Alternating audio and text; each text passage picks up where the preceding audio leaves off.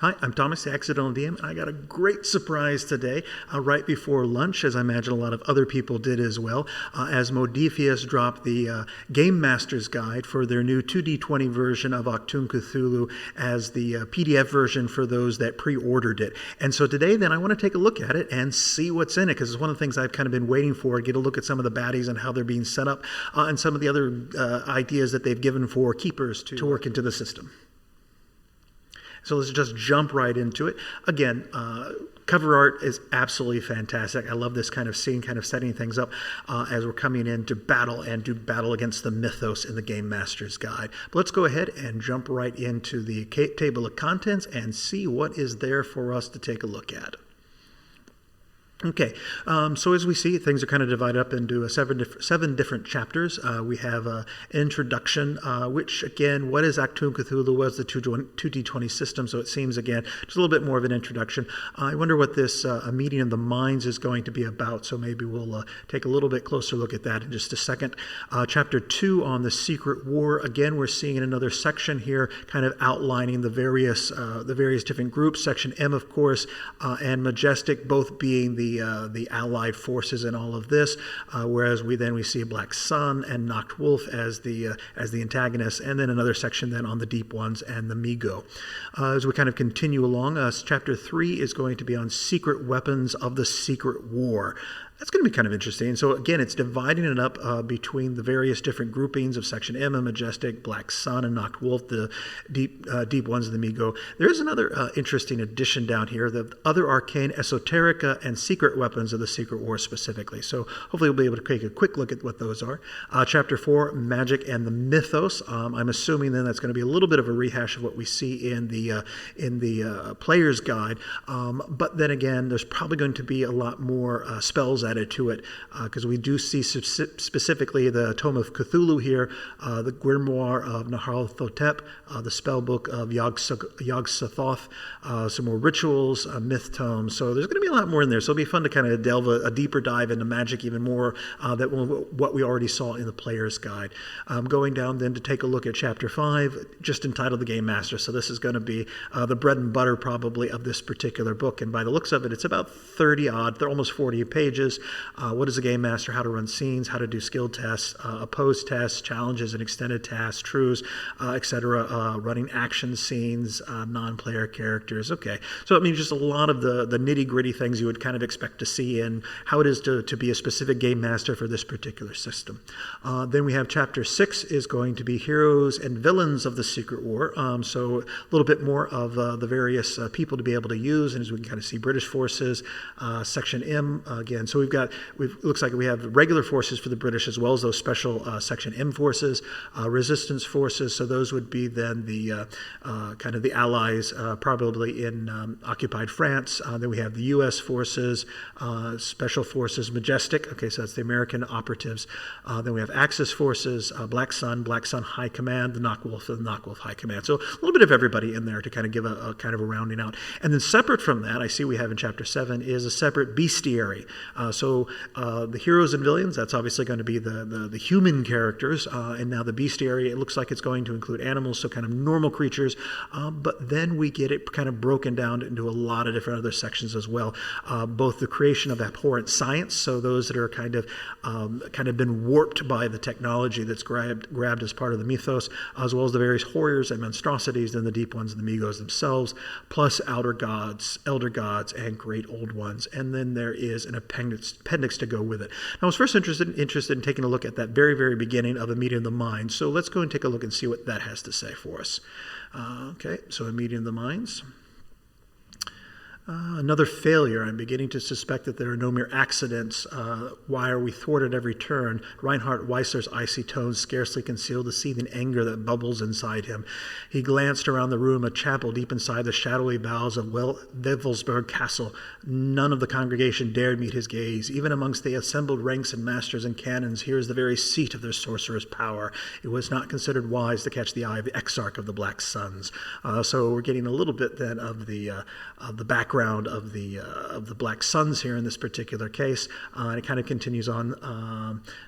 Supreme Warrior Sorcerer stepped forward. The low light plane on the graying hairs, his temples of the scarf which he wore. Okay, so it's very much then kind of a prose introduction then to this battle that we're dealing with as we kind of go through a little bit further. It kind of continues along that same vein. Okay. That's pretty cool. And then, of course, what is Achtung, Cthulhu? Then let's just take a quick look at Secret War. And yeah, again, Chapter 2, very similar to the Player's Handbook, is going to just kind of be a little bit of description of what is happening there. Secret War is an ongoing battle raging between the 6 major factions drawn for the Allies, the Axis, and the Mythos, although many other conventional and otherworldly forces are caught up in the hidden conflict, either by accident or by design. All right, so that's kind of a little bit of what we were kind of expecting in that. And then if we click down here on to Secret Weapons of a Secret War, see if there's anything in specific in here that we want to take a look at. The Secret War leads to astonishing advancement in technology, either invented by the boffins of Section M and Majestic, or sometimes appropriated from inhuman sources. That's not even accounting for the bizarre and the inhuman technology created by the Mythos meets the insane geniuses of the Third Reich. This chapter describes some of this new technology, blending the arcane and the esoteric in a not-so-standard issue equipment, some of which can be used, and more often against player characters. All right? So we do have then a listing of some of the weapons qualities we see here. So we've got Bane, for example, which the weapon is especially effective against Mythos creatures and ignores the effects of invulnerable special rules against such creatures. In addition, Mythos creatures with the tough specialty rule may not spend threat to ignore wounds. Okay, then we have Hunger. Whatever this weapon is used to inflict 1 or more injuries, the wielder may gain one of the following bonuses: recover 5 stress, heal a single injury, or gain +1 challenge dice power for the remainder of the scene. This bonus to power may only be gained once per scene. Okay, that's very interesting. So it's kind of this kind of reverse effect. It sounds like it's kind of pulling something from the person that's attacking and giving it then to the wielder. So that's very cool. Let's see if there's any others that are listed here. Discharged weapons. Okay. Okay, and then just some stuff on Section M. All right. So stuff on Section M. What else we want to kind of look at over here? So some specific things with Majestic. Okay, so these are some specific weapons that they have, like desiccant spray. After the Innsmouth raid of 1928, various U.S. government agency departments acquired specimens for testing. From such tests, the most successful was a desiccant aerosol spray that proved to be caustic to the flesh of marine creatures, drying it out.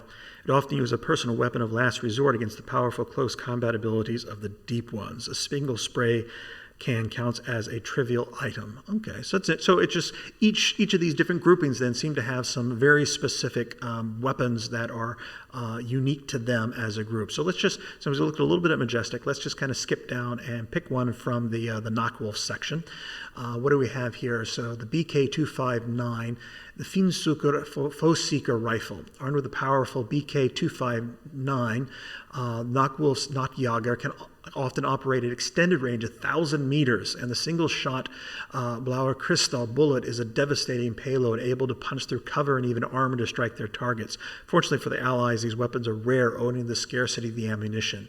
These rifles are major items. Okay, so yeah, these are definitely then a little bit of everything that's there. And just one last one I want to kind of just jump into and see what we can find here. Let's check into the Migos, and they have one called a matter transplacer, it seems. This metallic foot-long stave is covered in exposed metal wires and must be held tightly. The other end then projects a large force-like hand out of a distance of about 30 to 50 feet. The strength of the pressure applied to the rod allows a grasping action with the hand, enabling users to pick up very large objects and move them around. In order to make the rod usable by a human, it must first be rewired. Section M believes the Majestic Zippy, ZPG, is derived from Migo technology. Okay, that's a kind of an interesting thing. So it almost seems a little bit like kind of a practical application into some sort of mechanical device of some sort of telekinesis power that's a part of that. But Majestic, or Section M, I should say, is definitely kind of connecting it to then the Migo technology. Sorry. So I mean, just some really, really cool stuff then that we see here. Just to go through it, Shagai sword, an Elder Thing staff. What else do we have? Yathian Mind Stamp. All right, yeah, just a whole bunch of really kind of cool things that I think that are a part of that. Just take a quick look then at Magic and Mythos. the Mythos, excuse me. This chapter deals with the magical and mystical elements of Achtung, Cthulhu, delving into the occult traditions and potent spells used by both sides. All right, and again, it's kind of breaking it down. Here's the Axis version, the Allied magical tradition. So a lot then of kind of what we had seen before. The Allied tradition, the Celtic spell book, the Runic spell book, and the psychic and ESP talents that were used in those that we saw in the player's guide. Axis traditions. Okay, this is we didn't have in the player's guide. Primarily because players aren't traditionally going to be playing Axis characters. But what do we see here is that we do have then the Tome of Cthulhu. And so we can just take a quick look at the very first spell that we see here, which is the Curse of Cthulhu. The spellcaster calls on Cthulhu's dreams made of flesh and projects strange portents and terrible visions of the god who sleeps in the city of Ryleth. Sowing terror and confusion in his enemy ranks, individuals and units affected by the curse become terrified and disoriented, losing focus on the task at hand and suffering significant damage to their willingness to fight. And so the effect then of this is specifically going to be all enemies within close range suffer power +1 challenge dice mental strain with the piercing one and stun effects. Okay, so it's definitely then one that's going to cause a little bit of damage on the battlefield as it's being pulled through. All right, and probably there's going to be a lot more of this kind of really cool stuff in there. Hopefully we'll be able to kind of take a look at a little bit later on. But let's see. Let's skip down to just the spellbook of Yog-Sothoth, the spheres of Yog-Sothoth. The sorcerer summons a small portion of Yog-Sothoth's being to this plane, appearing in the form of a series of ephemeral spheres glowing with a pallid, unholy light, then directs them at their enemies who wilt under the outer god's unclean touch. Okay, now this is interesting. It does have a major cost to it then. It is a 5 challenge dice of a drain for casting that spell.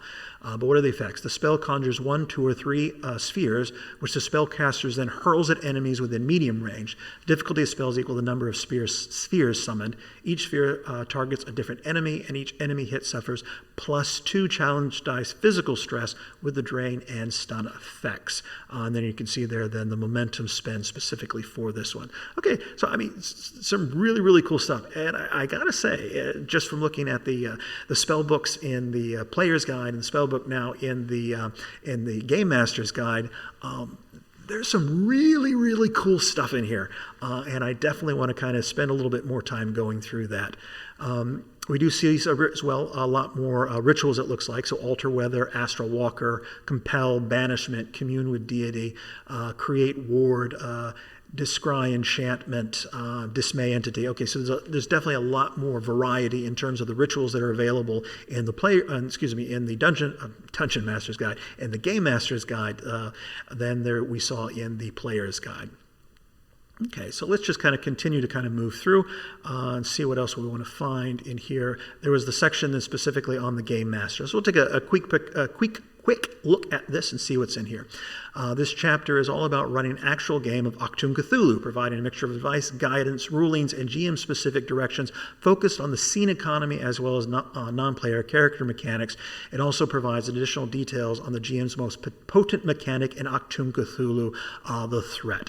And so we do see then a lot of different elements in here. There's Game Mastering 101 that's listed.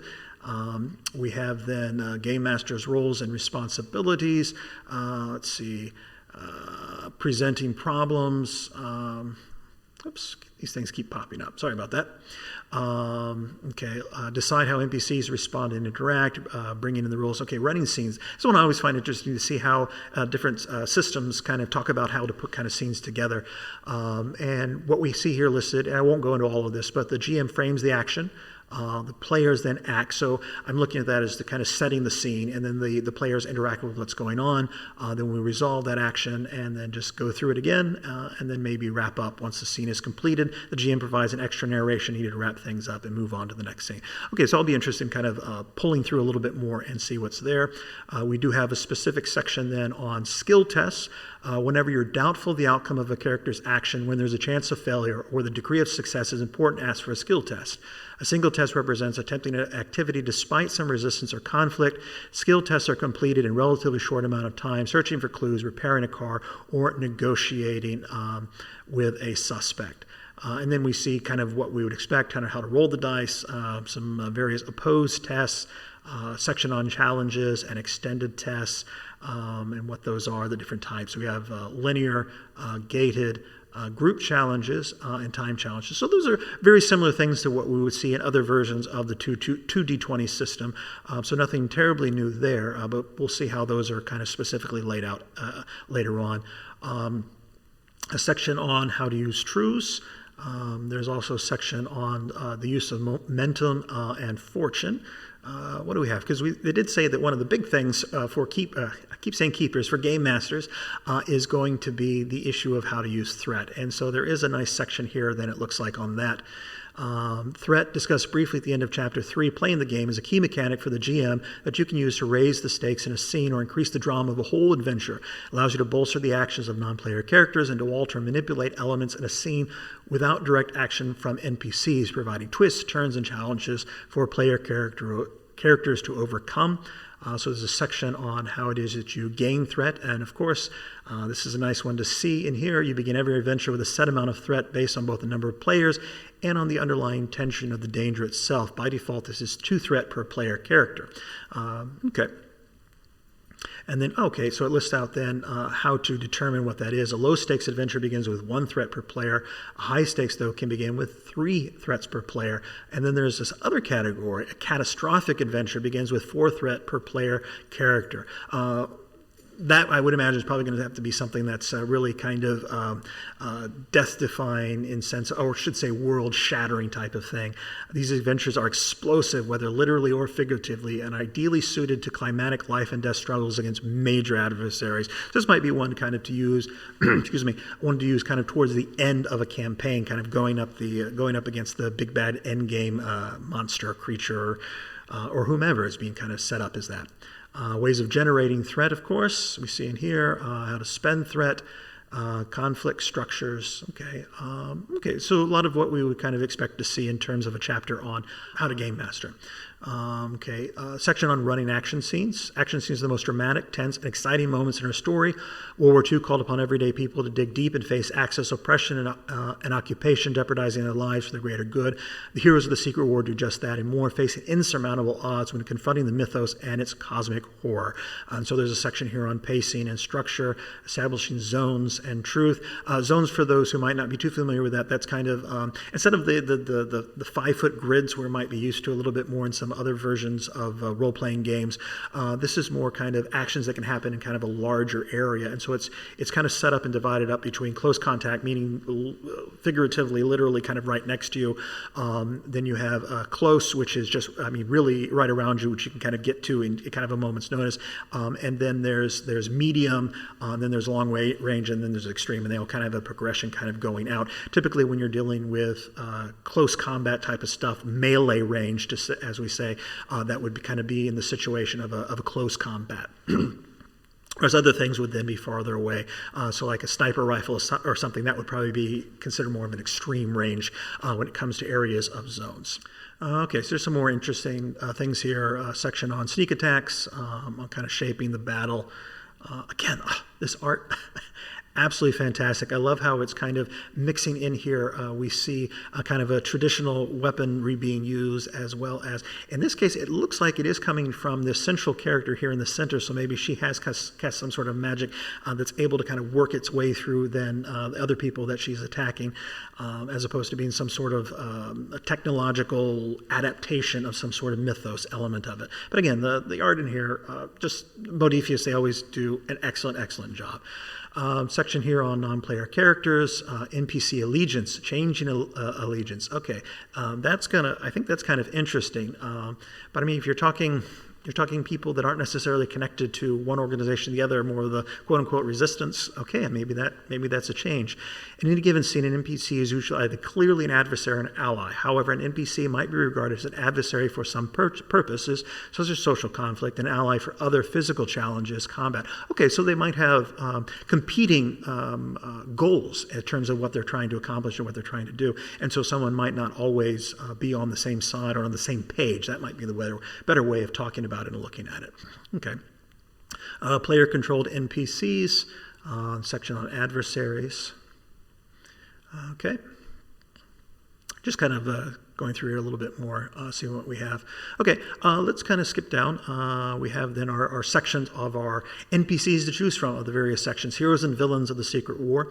The story of the Secret War is told through the people who fought it. They're the heroes drawn from all walks of life and on both sides of the conflict, resisting the might of the Nazi war machine and its occult practitioners. They're the villains willing to go far beyond trivial concerns like ethics and morality, seeking power and supremacy through hideous pacts made with unspeakable powers from beyond this world. All right, and then we have the section on British forces. So we have some infantrymen here, some army officers, if we want to kind of skip down. Okay, so there is a section here as, okay, guards, commandos. I'm just kind of looking through on the side here, the bookmarks.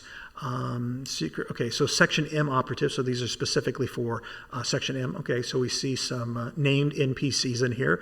One example here is Captain Eric Badger Harris, who is a Nemesis NPC.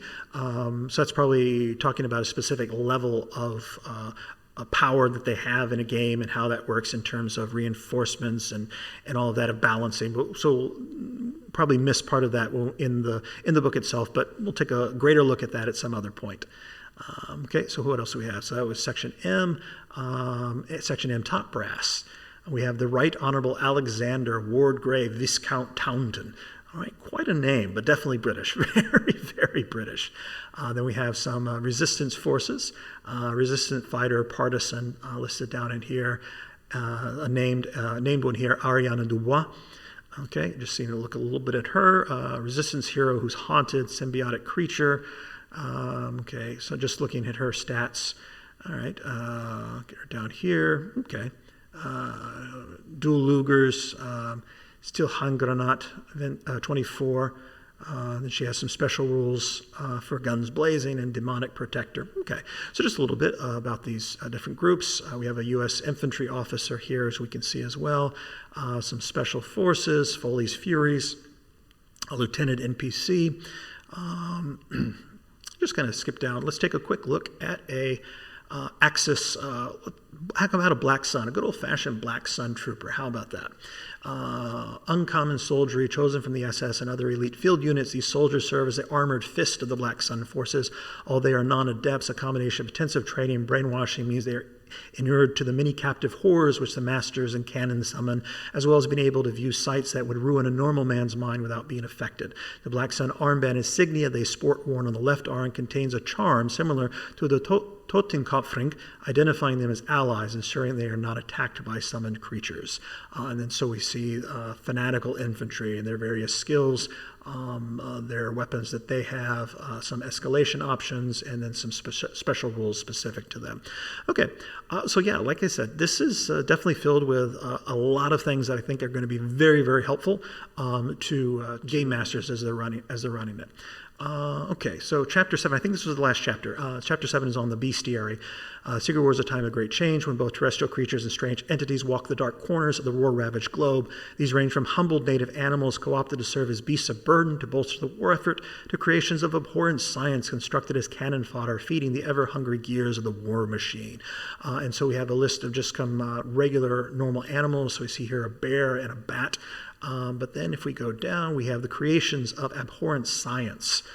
So we have one example here. The first one here is the Die Draugr, product of insane Nachtwolf science. The Draugr are shambling, reanimated corpses. The process of their creation requires a formula administered typically as a gas. Upon contact with dead tissue, the gas immediately begins to reanimate, restoring a horrid semblance of life. The effect upon live tissue is even more horrific. Skin withers, bones suddenly seize and snap, and internal organs begin to liquefy, killing the victims in moments. Blood still pouring from the ears. Okay, so sounds like it's a quick way of getting some who are going to be enemies to become your allies. So, but yeah, that sounds quite nasty. Okay. Yeah, we see a few more here. Some reanimated corpses, bloodborne. An elder thing. Okay, so just a smattering of a whole bunch of different things to kind of see what's in there. And then we have some of course, what we would expect to see in some good old-fashioned Cthulhu mythos type of things. So we have some deep ones with a deep one hybrid, deep one scouts, deep one slavers. Deep One warriors, engineers, so a little bit of everything for them. So they got everything that they absolutely would need in terms of enemies to kind of go up against. All right, I'm just kind of scrolling in the bookmarks over the side. There's the section then on Amigos. So we have then Amigo Centurion, Amigo Princess, Amigo Emerging Queen. All right, then we have Naralthatope's monstrous forms. So skills that go with that, various attacks, spells and rituals, some special rules, of course. So yeah, definitely just kind of filled with all sorts of wonderful kind of things to take a look at. And then the index that's not kind of filled out yet at this point. But yeah, I mean, that looks, I gotta say, this looks absolutely awesome. I'm really, really, really looking forward to kind of spending some more time with this book, kind of seeing what is in there, because I got to say, I'm fairly impressed so far looking through the player's guide, and I'm greatly looking forward to spending some more time with the Game Master's Guide. So anyway, this has been kind of a first look into the Game Master's Guide for Achtung Cthulhu, the new 2D20 version that's been put out from Modiphius. If you have any specific questions about something that you saw in there, put them down in the comments down below. Hopefully we'll be able to take kind of a closer look at those things in the not too distant future. I hope you enjoyed this video. If you did, please comment, like, and subscribe. Share this video around with other people that you think might be interested in Achtung Cthulhu. I'm Thomas, the Accidental DM. Thanks for joining me.